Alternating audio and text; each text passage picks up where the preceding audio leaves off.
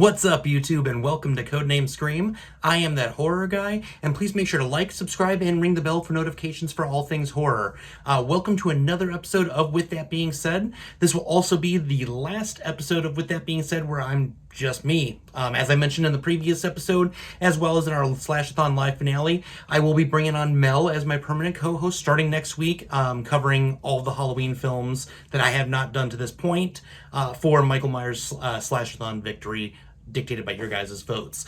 So thank you again for all the support. As I said in the previous video, I could not do this without you guys. I have a lot of things planned with Mel here in the coming weeks and months, and we're gonna have a lot of fun here not too long from now. So at the beginning of the week, I started off with one of my two favorite of the Texas Chainsaw Massacre sequels. I decided to go with my favorite of the sequels next to the original film, and that is Leatherface, the Texas Chainsaw Massacre Part 3 from 1990. Now, this film gets a lot of bad feedback, worse than the previous one, which we discussed briefly in the last video, where it did not settle well on the critic side, as well as some of the horror fan side. This one has even worse. It was both a critical and commercial failure upon release. When it came out, it was released on January 12th, 1990, and I did not get a conclusive number as far as where their budget was for the film. However, their box office gross total in the US was $5.7 million. If you were to adjust that for 2021 inflation, we're only looking at about $11.4 million. This film at the time was the poorest as far as revenue was concerned. In 95, the Texas Chainsaw Massacre: The Next Generation ended up knocking that out completely out of the water and is still the poorest of the entire series. That movie only grossed $185,000 on a $600,000 budget. So this one, the thing I appreciated most about it, New Line Cinema had actually picked up the rights from Canon in '89 for this series. After the success of Nightmare on Elm Street as a franchise throughout the entire 80s, leading into the 90s, they wanted to take Leatherface, put him as the on point instead of focusing on the family, and make the new series for New Line. That was their entire goal behind this, and they really went into this with it being back to hardcore horror, was kind of their whole get up with this. Even on the poster for this film, it says the most controversial horror film ever is finally here. So they went real into it with the advertising side of things, and they had a lot of good intentions. Unfortunately, when it comes to the MPAA side of things, that's where unfortunately they lost a lot of the finesse they were going for. And I'll talk a little bit about that briefly here momentarily. But this movie, biggest thing for me on it is it had Ken Foree in it. Ken Foree is a legendary horror actor, and he was by far the best part of the entire film, playing survivalist Benny. He just completely goes through that family one by one with an automatic rifle towards the end of the film. It's awesome. He has a lot of quirky one-liners in the movie, and that was another thing I appreciated about it as well. The director, Jeff Burr, did want to bring in Gunnar Hansen to portray Leatherface. He was a huge fan of the original, really wanted to bring him into this. Unfortunately, as we saw with Texas Chainsaw Massacre Part 2, it came to a financial compensation side of things, and unfortunately that is why they were not able to get Gunnar Hansen to come in for it. They did get R.A. Mihailoff to play Leatherface, and compared to the Part 2 actor, I would have to say R.A. was the closest we would get to Gunnar Hansen's performance. It was a really chilling Leatherface, something I really appreciated there. And also we get to see a side of Leatherface that kind of gets touched on briefly with the other films, where he's definitely being controlled by the family. And that was another great takeaway from this film. There's also some dark comedy to this one, which was another huge selling point for me.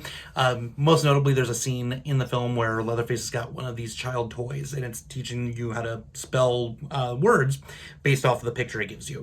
And it gives a picture of a clown, and he just repeatedly keeps typing food and gets it rejected and just getting angrier by the second by it. I thought that was absolutely hilarious. Really dark, really chilling. still hilarious nonetheless. This movie also incorporated more family that was not seen in previous films. We had the mother figure. We also had a little girl. They don't really touch base on who she is exactly. She's even credited as just little girl. But she ends up killing a guy in the movie at one point. They have this contraption set up, and he's being hung by his feet upside down, and she counts to 3, pushes this button, and then it just smashes his head in. It's disgusting. More so than anything with this film, it was a lot of the comedic side that really got me with it. And also, for the heavy cuts that were required for the film, it still had a lot of really gruesome kills for an R-rated film. This one we won't touch base too much further on. There's a lot more behind-the-scenes stuff going on that I started to discuss in the beginning. So this film went through the same thing the previous 2 films went into, as far as it got censored left and right, was getting banned left and right. This actually was the final film to ever garner an X rating. By that point, the MPAA moved on to NC-17, did away with the X rating entirely. This film, they actually ended up cutting up a lot of the negatives just to be able to meet the film's release deadline that was in place and be able to completely do away with that X rating altogether. It ended up being a total of 4 minutes and 18 seconds trimmed off this movie in order to get set approval for the theatrical release in 1990. It initially had a November 3rd, 1989 theatrical release. It was pushed back to January 12th of 1990, and it only ended up grossing $2.6 million in its opening weekend, and it dropped off about 56.2% the following weekend and just never came back. This film just did not do well on the reception for both reviews on the critic side and horror film fans alike.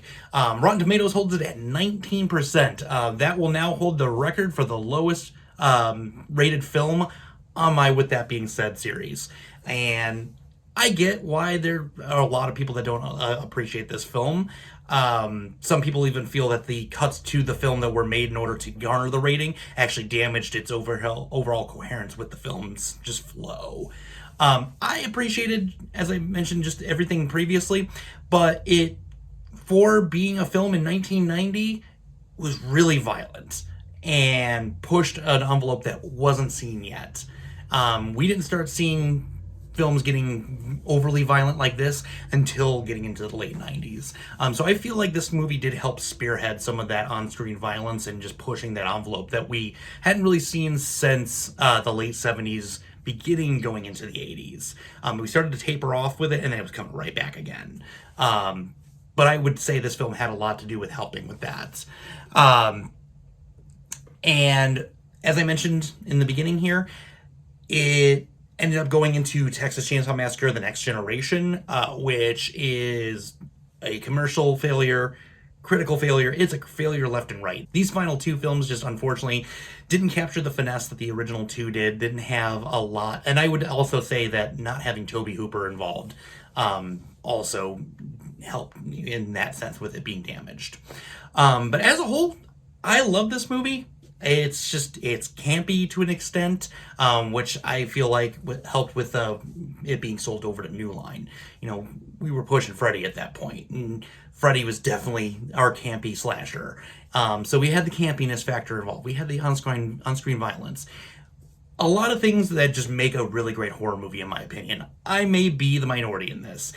I may not. That's where you guys can come in here. What did you guys think of this one? Have you even seen this film? And if you have, let's talk about it. You can sound off in the comments below. You can send me a message on Twitter, Instagram. You can email me. We also now have a Facebook page. You can find us at codenamescream on Facebook. We can talk on there now as well. As I mentioned in the beginning and in the last episode, this will be my last episode of With That Being Said being completely solo. So starting next week, expect to see Mel here on my side, and we're going to start discussing all the Halloween films as promised for the Michael Myers Slashathon victory. So thank you again for everything you guys have done to this point. You guys are truly what makes this channel happen. And I appreciate every one of you for liking, subscribing, buying a t-shirt. No matter what you've done to help us to this point is greatly appreciated. And I hope we can keep that momentum going moving forward. And with that being said, scare you later, YouTube.